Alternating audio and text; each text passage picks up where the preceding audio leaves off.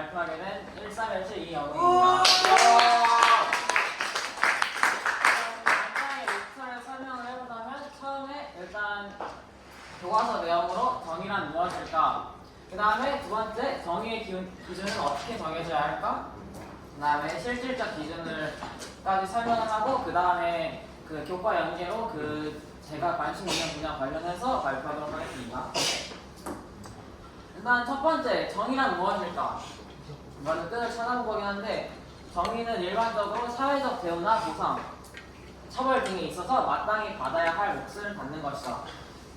뭐 내가 무슨 좋은 일을 했는데 아무 보상을 못 받거나 내가 무슨 범죄를 저질렀는데도 불구하고 보상을 받거나 그런 식으로 뭐 비리를 저지르거나 하면은 당연히 정의에 부합하지 않겠죠. 이러한 정의에 따르면 사회적 이익이나 부담에 있어 받아야 할 만큼의 몫을 받을 때 또는 잘못을 할 만큼의 처벌을 받을 때 정의가 실현된다고 볼 수 있습니다. 그다음에 정의의 기준, 정의의 기준을 고려할 때는 이익을 분배할 때는 그 공정한 비례로 따라야 하고 누구나 수긍할 만한 원칙과 공정한 절차가 전제되어야 합니다. 한 명한테만 몰아주거나 아니면은 불공정하게 나눠준다면 그것 역시 정의에 포함되지 않는다고 볼 수 있습니다. 네, 정의를 여러 가지로 나누긴 하는데 거기서 여러 가지 기준이 있는데 일단 첫 번째로 능력에 따른 분배, 그 다음에 업적에 따른 분배, 그 다음에 필요에 따른 분배가 있는데 일단 능력에 따른 분배를 먼저 설명을 해보자면 능력이 뛰어난 사람에게 더 많이 분배를 하는 것으로 능력에 따른 적절한 보상이 가능하지만 능력에는 선천적 요소가 클 뿐 아니라 그 능력에 대한 평가가 기준이 모호하다는 문제가 있습니다. 이게 현재 사실 우리나라의 그 분배 방식이고 두 번째로 업적에 따른 분배. 이거는 일단은 모두가 평등한 기회를 가진 상태에서 개인들이 그 자유롭게 경쟁을 하여 그 성과를 만들어내고 그 성과에 따라서 분배를 받는 것이 정의롭다고 주장하는 그 정의고요. 마지막으로 필요에 따른 분배는 최대한 많은 사람이 인간다운 삶을 살 수 있도록 하는 분배인데 그러니까 예를 들어 뭐 돈이 없거나 그 생계를 유지하기 어려운 사람에게는 돈을 더 많이 주고 그렇지 않은 사람에게는 뭐 복지를 더 줄이거나 그러는 등 하지만 이것의 문제는 어느 수준의 필요까지 충족을 해야 할지 결정하기 어렵고 아무리 내가 생계가 좋다는 이유로 내가 열심히 일을 했는데 그거에 대한 합당한 보상을 받을 수 없을 수 있기 때문에 그것도 문제가 되기도 합니다. 질문이요.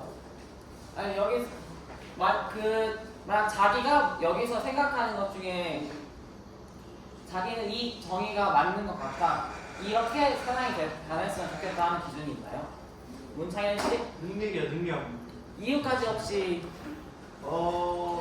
그러니까 능력에 따른 분배라는 결국에는 뭐 여러 가지 기준도 있고 뭐 집안에 그러니까 예를 들자면 집안의 자산 차이도 있고 해서 그럴 수 있겠지만 결국에는 내가 능력이 뛰어나면 더 많이 받을 수 있다는 얘기잖아요. 그렇죠? 그러니까 능력이 뛰어나는 거는 선천적으로 타고났든 후천적으로 노력을 열심히 했든 능력이 일단 뛰어나다는 건 어느 한 분야에서 노력을 많이 했다는 거라고 저는 생각하고 그렇기 때문에 노력을 많이 하는 사람이 좀 더 가져가는 게 맞지 않나. 그리고 좀 더 효율적이다? 능력에 따른 분배는? 네. 일단 하나 뽑으시고 좋은 거는 발표할 때마다 오케이. 그 다음 들었던 거 일단 유영호 씨 그럼 업적에 따른 분배가 맞다고 봅니다. 이유까지 네, 능력에 따른 분배는 너무 딱 능력만 보는 느낌이고 업적은 확실하게 사회에 도움이 되었다 안 되었다로 이제 나뉠 수도 있고 한데 능력이나 필요는 이제 누군가의 어떤 도움이 되었나 이런 것도 확실하지 않고 해서 업적이 제일 확실하게 볼 수 있다고 생각합니다. 업적에 따라서 하는 게 가장 효율적이지 않을 것 같다. 오, 그리고 여러분들 그림 그리시라고 앞에 홍수환 씨. 저는 업적에 따른 분배가 적절하다고 봅니다. 필요에 따른 분배는 저런 거 같은 경우에는 사회복지나 그런 거 관련이 있을 수 있겠지만은 저런 건 악용이 될 가능성이 너무 크고요. 능력이 뛰어난 사람한테 더 많은 분배를 하는 건데 능력이 뛰어난 사람이 꼭 많은 일을 하는 건 또 아니거든요. 능력이 뛰어나다고 해서 그 능력 자체로만 평가를 해서 애초에 배분하는 것도 공정하지 않다고 생각하고, 근데 업적에 따른 분배는 내가 살아오면서 어떤 일을 했고 그러한 업적을 또 평가를 해가지고 분배를 받는 거니까 업적에 따른 분배가 옳지 않나라고 생각을 합니다 저는.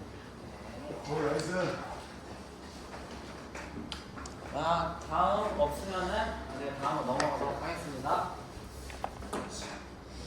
일단 교과 연계 주제 다 할 텐데 저는 일단 뭐 아직은 내신이 안 벌써지긴 하지만 뭐 약사 껌이기 때문에 이 사회 정의 기준과 관련하여서 의료 종사자는 과연 범죄자가 찾아왔을 때 그 사람을 치료해야 하는가 이거를 그 심화 탐구 주제로 정하였고요.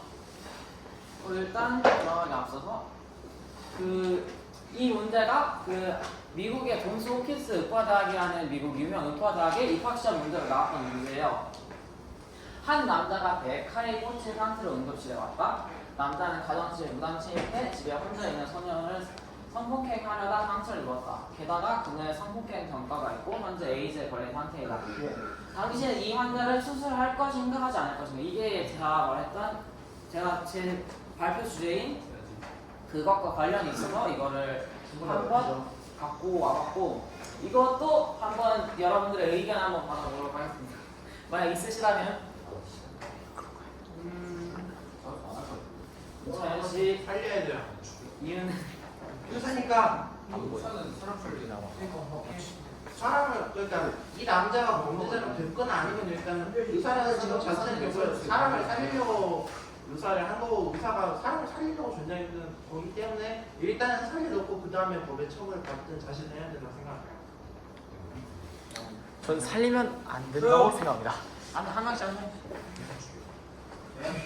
이게 발표하시. 저는 죽여야 된다 생각합니다. 김정은 씨 죽여야 의견을 된다 생각. 이유는 왜죠? 사회에 안 되는 놈들은 사회에 필요 없대. 이거는 입학시험 문제니까 논리적으로 보는 문제이기 때문에 정답은 없고.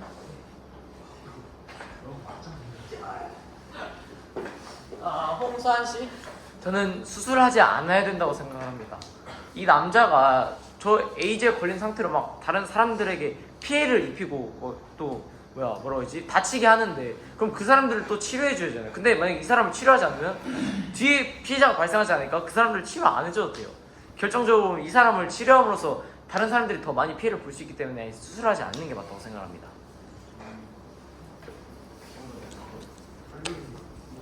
자, 이번에도 없으면은 이제 그만 넘어가도록 하겠습니다. 근데 뭐 일반적인 답변이나 분명 시험 문제이기 때문에 거기서 원하는 답변이 있긴 하지만 사실 이거 일반적인 답변은 없다 보셔도 무방합니다. 애초에 이 문제는 아까도 말했듯이 입학 시험 문제라서 그 사람의 논리로 만약에 그 사람이 수술을 하지 않는다고 결정을 하여도 그에 따른 논리가 있고 그것으로 인해 만약에 공익을 증진시킨다거나 더 많은 사람을 살릴 수 있다거나 그런 합당한 이유를 대기만 하면은 사실 맞는 문제고, 그래도 한번 일반적인 답변을 말해보자면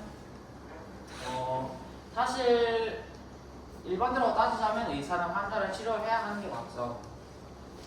근데 그 반대로도 뭐 살려주지 않는 것이 맞을 수도 있기 때문에 사실 이 문제의 정답은 없다고 볼 수 있고. 다음. 그래서 영상 하나 준비를 해봤는데 영상 보고 남인 이렇게 사람들이 타인의 죽음에 대해서 좀 쉽게 얘기하는 거를 봤을 때 약간 기분이 이상하고 좀 불편해요. 제가 봤던 환자와 얘기를 한번 해볼게요. 음주운전을 해서 사고를 내서 온 환자였어요. 이 사람은 아주 크게 다쳤어요. 머리도 깨지고 다리 한쪽도 완전히 으깨졌어요. 근데 그 앞차를 받았는데 거기에는 2명이 타고 있었어요. 근데 이 2명은 응급실로 안 왔어요. 그 환자만 왔지. 이 2명이 왜 안 왔을까요? 죽었어요. 즉사했어요. 현장에서. 즉사했어요. 현장에서. 그래서 그럼 제 눈앞에 있는 이 사람은 범죄자였죠. 방금 과실치사였고 나쁜 사람이라고 해서 전 최선을 다하지 않아도 되겠다 이렇게 생각할 수 있었을까요? 절대 아니죠. 전 다만 이 사람이 깨어나서 자기의 죄를 한 번이라도 생각해 볼 정도만 삶이 회복됐으면 좋겠다. 이런 식으로 이 사람한테 달려들었어요. 이런 식으로 이 사람한테 달려들었어요. 그래서 다리를 간신히 수습했어요. 머리도 깨진 거를 간신히 수습을 했어요. 근데 배 쪽이 장기 손상이 돼서 피로 이렇게 부풀고 있었어요. 여기서 수술이 필요한 상황이었어요. 근데 이 사람이 상태가 안 좋아서 수술을 해도 죽을 수 있을 것 같았어요. 또 이 사람이 술 먹어서 신분증을 다 잊어버렸어요. 그래서 이게 누군지도 몰라요. 게다가 보호자도 없고 동의도 안 되는 상황이었어요. 경제적인 문제도 당연히 해결이 안 되죠. 동의를 구해야 되는데 가져온 걸 확인할 수 있는 방법이 없는 거죠. 병원 입장에서는 수술을 했다가 이런 분기에서 이 사람은 나쁜 사람이고 이런저런 문제가 있으니까 의사들이 수술을 좀 안 해도 되겠다, 이 사람은 좀 놔둬도 되겠다, 혹은 그냥 죽어도 되겠다 이렇게 생각할 수 있었을까요? 절대 없었죠. 그 외과 의사들은 바로 한치 망설임도 없이 달려들었어요. 그리고 배를 열어서 피 뒤집어 쓰고 이 내장을 다 잘라서 꿰매고 봉합하고 간신히 수술 마쳤어요. 그리고 이 사람은 의족을 달고 머리도 온전하지 않았지만 간신히 살아났어요. 이 상황에서 생명을 더 살린 거 외에 다른 가치 판단도 없었어요. 다채로운 제가 제이드릭스. 네, 그리고 이에 대해서 설명을 하기 위해서 그 여러 가지 찾아보다가 그 의사의 가치 기준이라 해야 될까? 그런 걸 찾게 되었어요. 그래서 이게 어떻게 나왔냐 했더니 옛날에 그 고대 그리스 의학자라는 히포크라테스가 있었는데 이 사람이 어떤 사람들 일단 누구인지 간단히 설명을 해보자면 뭐 의학의 아버지 혹은 의성이라고 불리는 고대 그리스 의사이고 그 다음에 아까 말했던 그 선서는 히포크라테스 선서인데 그게 고대 그리스 의사였던 이 사람이 의료의 윤리적 지침이자 기원한 히포크라테스에 의해서 쓰인 선서로서 현대 의사들이 의사가 될 때 하는 선서로 잘 알려져 있습니다. 실제로 저희 나라 그 대학에서도 의사가 되기 전에 이 선서를 하는 곳도 있다고 해요.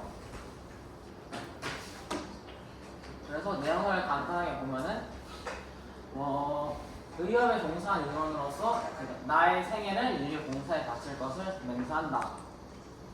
그 다음에 의사에 대하여 존경과 감사를 드리고 나의 양심과 위엄으로서 의술을 베푸겠노라.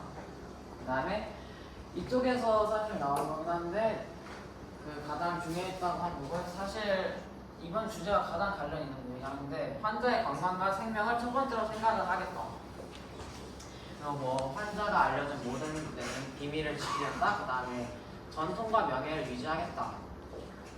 동업자를 형제처럼 생각하겠다. 그리고 인종, 종교, 국적, 정당, 뭐 정치적 성향 그것들을 판단하지 않고 그 사람들을 살리겠다. 그 다음에 인간의 생명을 소중히 여기겠다. 만약 내 생명이 위험할지라도 인도에 어긋나게 쓰지 않겠다. 이런 선서를 이분이 하셨고 아까 말했듯이 실제로도 우리나라 대학에서 이걸 하는 곳이 있고 그렇습니다.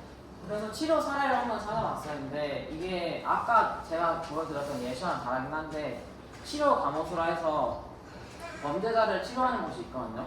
실제로 이게 정신질환 환자들을 위주로 치료하는 것이긴 한데 정신질환 환자들은 그 사람들의 의지가 없이 범죄를 저질렀다.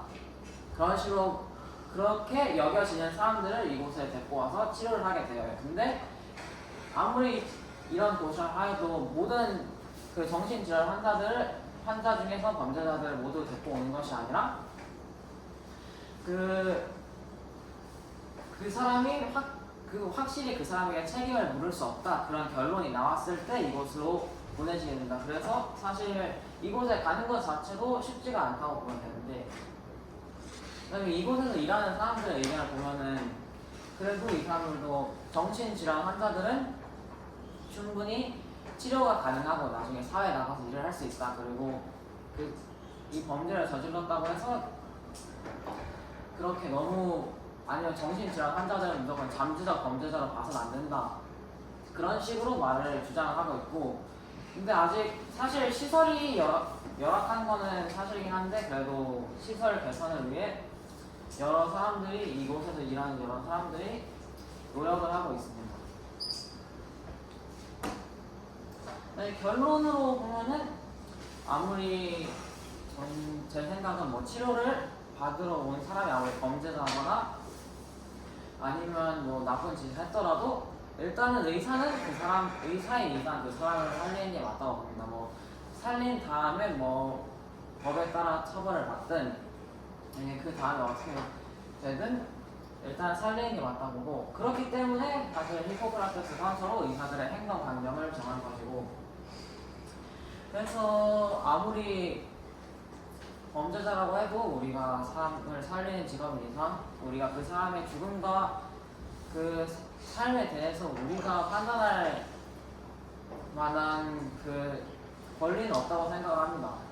그래서 결론은 뭐 책임 의식을 가지고 최대한 많은 사람을 살리고 아무리 범죄자라도 살리자가 제 결론이고 제 생각입니다. 이상입니다. 감사합니다.